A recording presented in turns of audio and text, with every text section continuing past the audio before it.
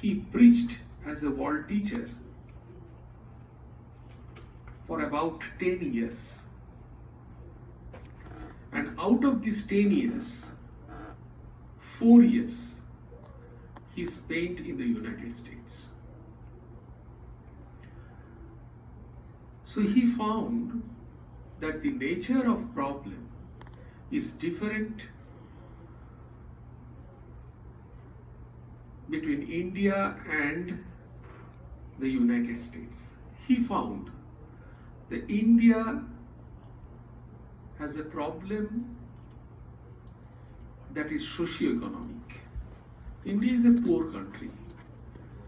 So India's problem is socio-economic problem. Whereas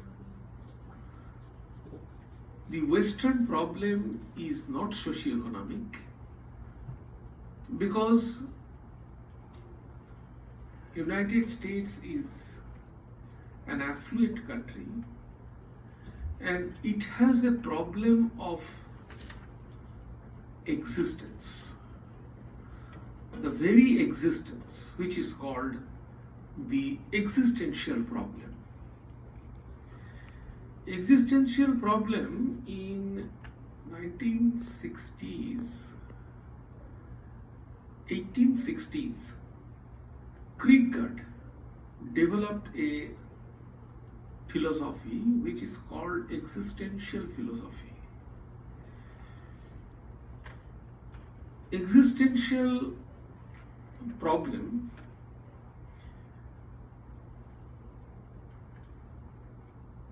is talking about the very nature of our existence.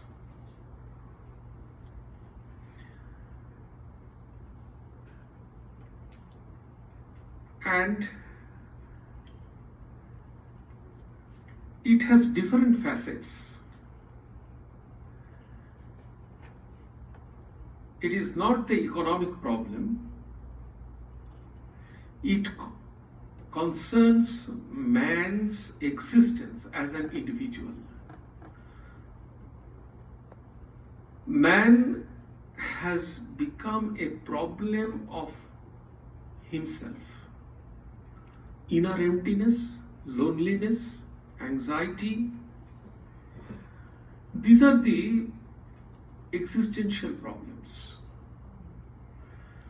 So Swami Vivekananda in the West solved these kind of problems.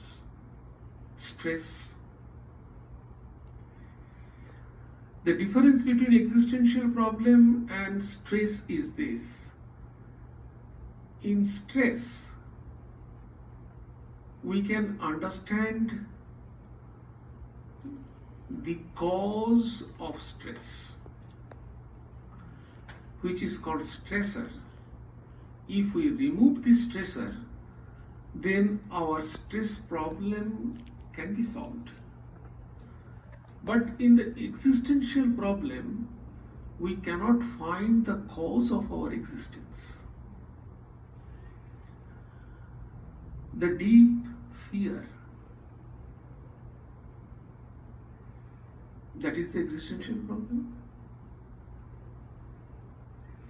So Swami Vivekananda addressed to solve the existential problem in the United States, and he addressed to solve the socio-economic problem in the East. But what are the solutions he actually suggests? He suggests the same Vedantic principle to solve the existential problem and to solve the socio-economic problem.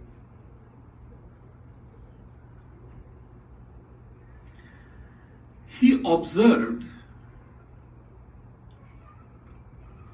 that in spite of advanced rational thinking and highly developed schools of philosophy in Western culture, there was no clear conception of the true spiritual dimension of man or the ultimate reality.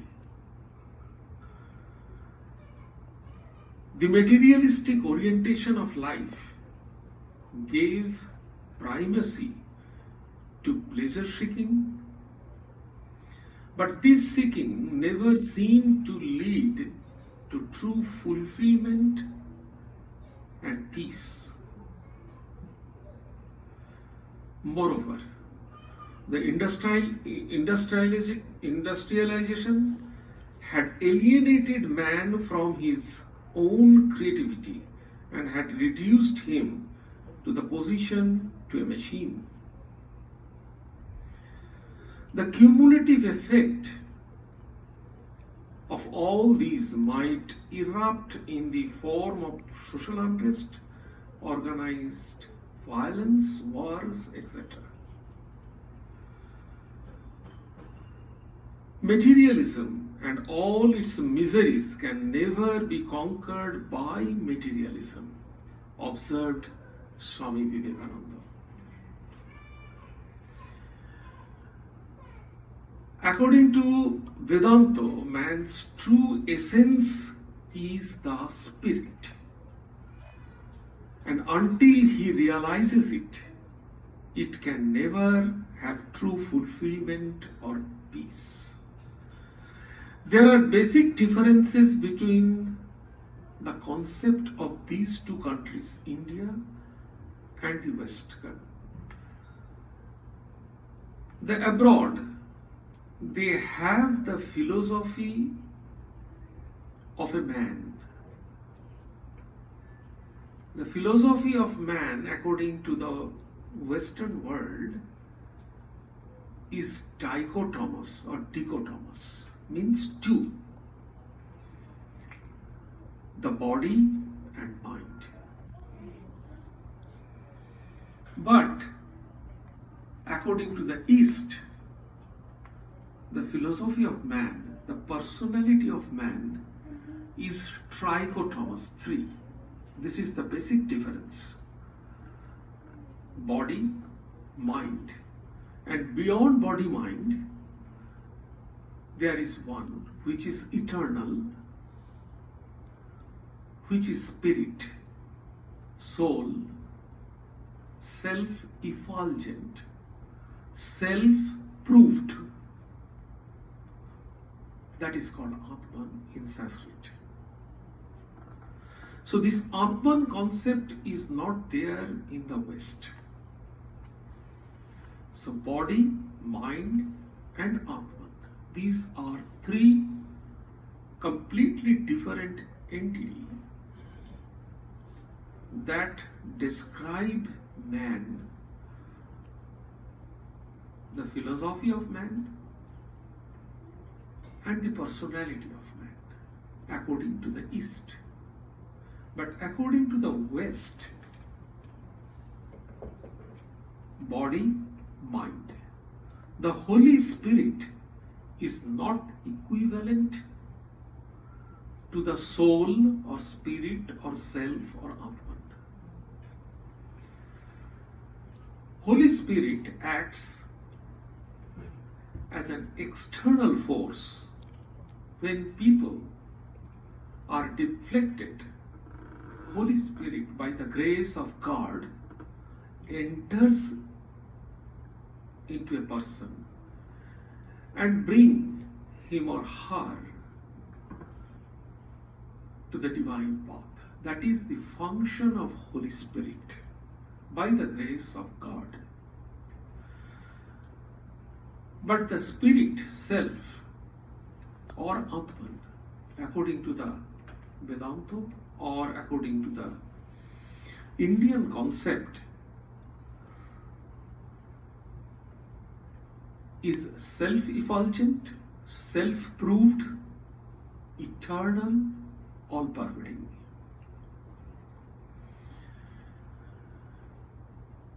It was in ancient India that an understanding of the true self of man as pure awareness was gained. The Vedic sages called it Atman. It is the source of man's ceaseless quest for true happiness, perfection, freedom, and immortality. To understand, to experience. That is the main goal of man, according to the principle of Vedanta, for true happiness, perfection, freedom, and immortality.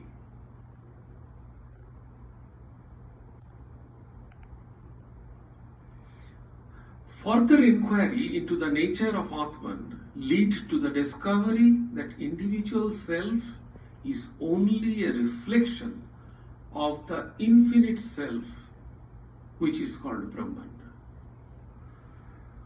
So individual self only the reflection or true image of Brahman. The equation of Atman and Brahman is the only one significant insights mankind has ever attained. So to realize, that is called spirituality, the journey, the attempt, the effort to understand this third entity, which is called self, spirit, or Atman. This journey, this effort, this process is called spirituality. And the skill that we practice, the technique that we practice to experience this third entity or Atman is called yoga.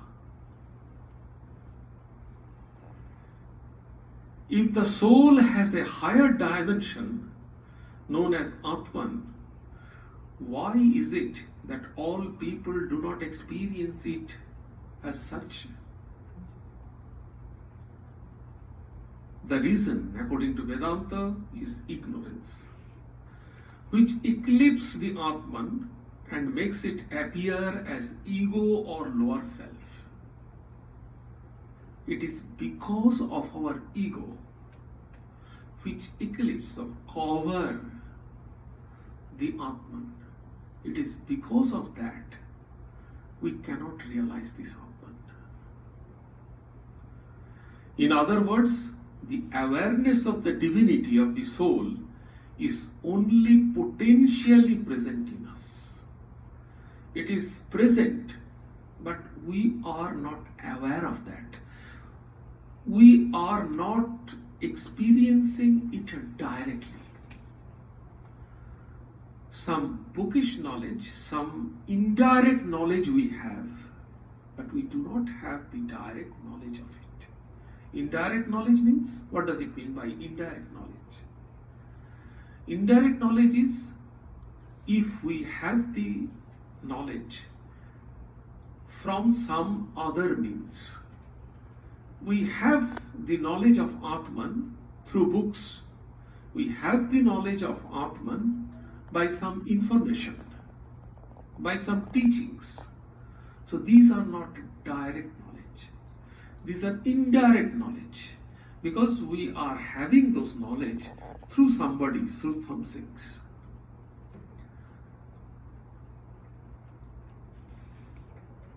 So that is why Swami Vivekananda said, each soul is potentially divine. Because we cannot have the direct knowledge of it.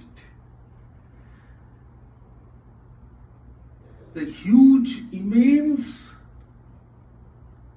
possibility of our soul, we don't know that. That is why he said it is potentially divine.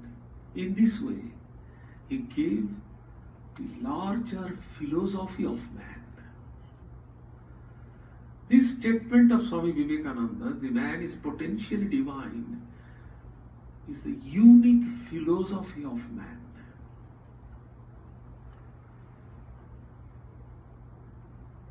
The goal is to manifest this divinity within. It is the ultimate goal. And this is the principle. The first point is it possible to realize this self or Atman? It is said yes. It is possible, it is practical, although it is transcendental, but still it is possible. Why it is transcendental? What is called it is transcendental? This knowledge is transcendental knowledge. Why? The knowledge that we can have through our five senses, all knowledge that we can have through five senses